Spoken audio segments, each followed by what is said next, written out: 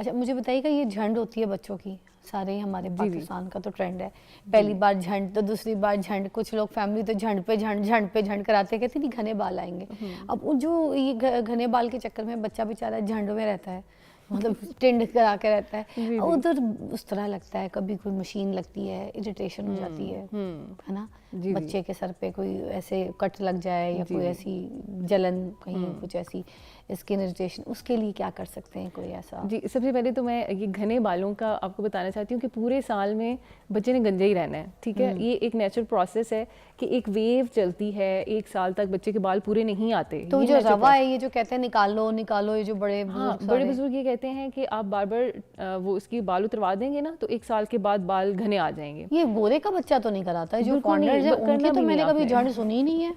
नहीं, आपने करना भी नहीं है क्योंकि 1 साल के बाद बच्चे के बाल खुद ही घने हो जाने हैं। हाँ। क्या होता है कि बच्चे का जो हेयर साइकिल है ना, वो सिंक्रोनाइज नहीं होता जैसे बड़ों का होता है।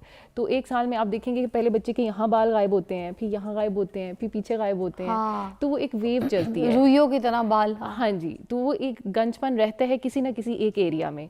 तो 1 साल के बाद क्या होता है कि सिंक्रोनाइज्ड हो जाती है ग्रोथ, अगर एक साथ झंड बाल कोई आते ना हैं। कराए, कभी ना कराए, एक सवाल है मुझे, जी, जी। तो अगर कभी कोई झंड कराता ही नहीं है किसी पैदा हुए बच्चे को, तो क्या फिर वो वैसे बाल आप रहेंगे, देखेंगे आएंगे, घने होते बिल्कुल जाएंगे? 1 साल के बाद घने होने ही हैं बाल, ये अल्लाह का निज़ाम है, ठीक है? विदाउट झंड भी? विदाउट झंड भी 1 साल में बाल निकलने ही निकलने हैं। आप वेट करें थोड़ा-सा और आप देखेंगे कि जैसे ही 1 साल का बच्चा होगा उसका सर भर जाएगा बालों से। अच्छा। तो उसमें अक्सर लोग ये समझते हैं कि हमने ये झंड कराई थी या इतनी दफ़ा बाल उतरवाए थे इसलिए ये ऐसे हुआ है। अगर आप नहीं भी कराएंगे ना फिर भी आएंगे। इतना बुरा लगता है, बच्चा खूबसूरत प्यारा हसीन बच्चा, उसको गंजा करके स्कूल भेज देते हैं। मतलब 4 साल की उम्र तक भी बच्चा झंड करा रहा है, 5-6 साल की उम्र में भी झंड हो रही है। व्हाट इज वो दिस तो यार? बिल्कुल भी अच्छा अब देखिए जो जीन्स है ना, जो माँ बाप से उसने जीन्स ले ली हैं, जो माँ के या बाप के जैसे बाल हैं, जेनेटिक्स हैं, वो तो उसके वैसे आने ही आने हैं। हाँ। अगर माँ बाप के अच्छे बाल हैं तो उसके बाल अच्छे होंगे, अगर उनके बाल अच्छे नहीं हैं तो आप जितनी मर्जी झंड टिंड करा लें, बच्चे के बाल अच्छे नहीं होंगे। वो उसकी जीन्स में है कि ऐसे ही रहने हैं बाल। ठीक है। ठीक है, तो इसी तरह जब जब पेशेंट्स आते हैं ना कि इस बच्चे के बाल नहीं उग रहे,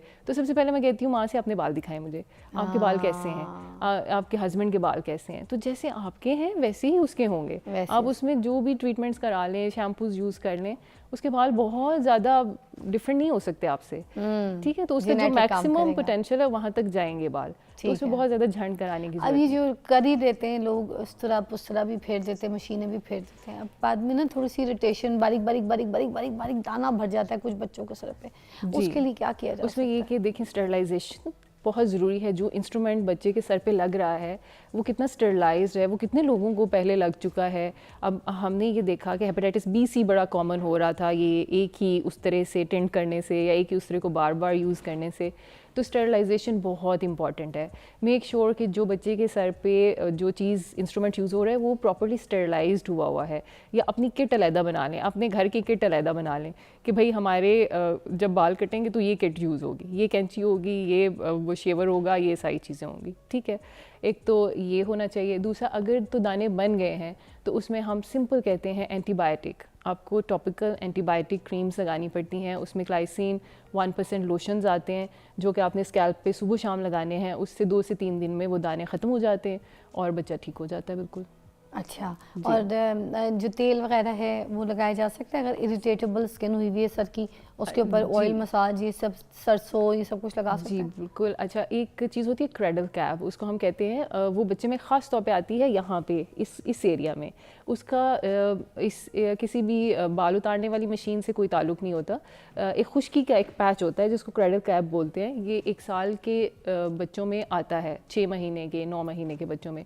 तो उसमें आप नारियल का तेल, कोकोनट ऑयल, उसमें एविडेंस बेस्ड बात है कि जैसे आप कोकोनट ऑयल लगाना शुरू करते हैं तो वो ड्राइनेस ख़त्म होना शुरू हो जाती है और बच्चा ठीक हो जाता है। और इसकी एज भी तकरीबन 6 महीने तक होती है, उसके बाद वैसे भी बच्चे ने ठीक हो जाना होता है। बच्चों को कितनी मरतबा नहलाना चाहिए, छोटे बच्चे जो होते हैं? सारा दिन में 1 बार 2 बार, एक या बार, फिर बस 1 बार, हफ्ते में 1 बार?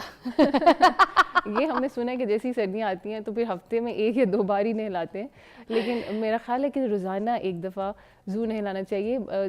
हम अक्सर सुनते हैं, बड़ी नानियाँ दादियाँ कहती हैं कि हेल्थ और ग्रोथ के लिए भी अच्छा है, हाँ जी, सेहत होती है, रोज़ाना नहाना सेहत होती है और बिल्कुल सेहत होती है, क्योंकि बच्चा तो रोज़ाना सॉयल कर रहा है, उसकी नैपी भी और वो सारा, तो उसे ज़रूर एक दफ़ा जिसे हमें पानी करना भी एक थेरेपी है ना, थेरेपी है। और बच्चा बड़ा फ्रेश हो जाता है। आप देखें जब बच्चे को नहलाते हैं वो कितनी देर सोता है, कितना फ्रेश हो जाता है और इतनी देर सोता है। तो रोज़ाना एक दफ़ा ज़रूर गर्म पानी से नहला दें, चाहे सर्दियाँ भी हैं। सोप्स बहुत ज़्यादा इस्तेमाल नहीं करें, टेम्परेचर नॉर्मल करके, टेम्परेचर नॉर्मल करें, सोप्स ज़्यादा इस्तेमाल ना करें। बच्चे को मॉइस्चराइज़र ज़रूर लगाएं गीले जिस्म के ऊपर, ताकि उसका स्किन बैरियर कंप्लीट रहे। और दैट्स इट। सुबह एक ब्रेक लेंगे, दोबारा ज्वाइन करेंगे। अब बच्चों की स्किन के ऊपर बात करें। डॉक्टर कंज़ा आफ्ताब इस्विदास, हम बच्चों की स्किन के बारे में बात करें। जो बहुत छोटे छोटे नन्हे नन्हे काके बच्चे होते हैं, उनकी स्किन को किस तरीके से देखा जा सकता है। कुछ माएँ कहती हैं हमने बच्चों को धूप नहीं लगानी, काला हो जाएगा, ठीक है, तो क्या बच्चों को धूप में लेके जाया जा सकता है? महीने 2 महीने के बच्चे, और उनको हम सन ब्लॉक लगा सकते हैं? क्या बच्चों की स्किन बैरियर जो है वो अफोर्ड कर सकती है कि ये इसको उस तरह से ब्लॉक किया जाए सन ब्लॉक के साथ? जी फ़िज़ा, देखें बच्चा जो 1 माह का या 2 माह का बच्चा है ना, उसको हम बहुत ज़्यादा केमिकल सन ब्लॉक्स रिकमेंड नहीं करते। अगर आपको धूप में रखना भी है बच्चे को, तो फिजिकल बैरियर सन ब्लॉक, उसमें क्या होता है कि जिंक ऑक्साइड वाले, टाइटेनियम ऑक्साइड वाले सन ये वो वाले जो क्रिकेटर्स मोस्टली लगाते हैं माथे पे, वाइट कलर की जो एक निशान और चेहरे पे भी है ना, exactly, is that the one, right? इसमें वाइट का ज्यादा होता है। बिल्कुल, एग्जैक्टली, यही उसको आप कह रही हैं वो सेफ सन ब्लॉक्स हैं। क्योंकि हम इसको क्या कह के लेंगे? फार्मेसीज तो हम चले जाते हैं जी, क्रिकेटर्स के मुंह पे ही देखते हैं, मगर हम तो ये कहते हैं ना कि वाइट कास्ट वाले ना दीजिएगा, हमारी बेस ग्रे हो जाएगी। तो अब बच्चों को क्योंकि ये हमने लगाना है, तो हम इसके लिए क्या लफ्ज एग्जैक्टली बोल के लेंगे? आप कहेंगे या तो वाइट कास्ट वाला सन ब्लॉक दें या जिंक वाला सन ब्लॉक दें, जिसमें जिंक ऑक्साइड है। और क्या केमिकल फ्री लेना है? ये केमिकल फ्री होता है, होता ही केमिकल फ्री होता है बिल्कुल। इसमें जस्ट जिंक होता है, और जिंक होता है वाइट कलर का बिल्कुल। तो वो वाइट का एक बैरियर आ जाता है, आपकी स्किन के ऊपर एक वाइट कलर का बैरियर आ जाता है, और जब सन की रेज आती हैं टकरा के ऐसे रिफ्लेक्ट हो जाती हैं सारी, तो वो एब्जॉर्ब नहीं हो पाती। तो हम बच्चे को लिटा तो विटामिन डी के लिए रहे हैं, ठीक है। अब अगर हमने बच्चे को ये वाइट कास्ट वाला सनब्लॉक लगा दिया, मेरा सवाल ये कि फिर क्या विटामिन डी उनका बढ़ेगा कि नहीं बढ़ेगा, या वो इसी तरह रिफ्लेक्ट करके तो निकल जाएगा पतली? इस पे ही मैं बात करना चाह रही थी कि सन ब्लॉक लगाना भी बहुत ज़रूरी नहीं है, अगर आप राइट टाइम पे बच्चे को धूप में रख रहे हैं। अब जो धूप है ना, सुबह सुबह वाली या शाम वाली धूप, उसमें विटामिन डी बनता है। शाम वाली कौन से टाइम? शाम वाली जैसे 4-5 बजे वाली धूप होती है, गर्मियों में 5 बजे वाली और सर्दियों में 4 बजे वाली धूप। इसमें भी सोर्स अच्छा है विटामिन डी का? इसमें सोर्स है, ये सोर्स है बेसिकली विटामिन डी का। अगर आप सुबह 12 बजे वाली धूप में, 1 बजे वाली धूप में लटा देंगे बच्चे को, उससे सिर्फ रंग काला होगा। ये जो 2 बजे वाली, 3 बजे वाली धूप होती है, 1 बजे वाली, वो उसमें विटामिन डी नहीं बनता। अच्छा। इसमें एक खास किस्म की रेज होती हैं जो कि बहुत गर्म रेज नहीं होती, वो स्टिमुलेट करती हैं और वो विटामिन डी बनाती हैं। और उसमें कहा जाता है कि सुबह वाली धूप जब सूरज निकलता है 7-8 बजे वाली धूप, और शाम वाली धूप, शाम से जस्ट पहले, सूरज गरूब होने से पहले वाली धूप, इसमें विटामिन डी बनता है। 12-1 बजे वाली धूप में विटामिन डी बिल्कुल भी नहीं बनता।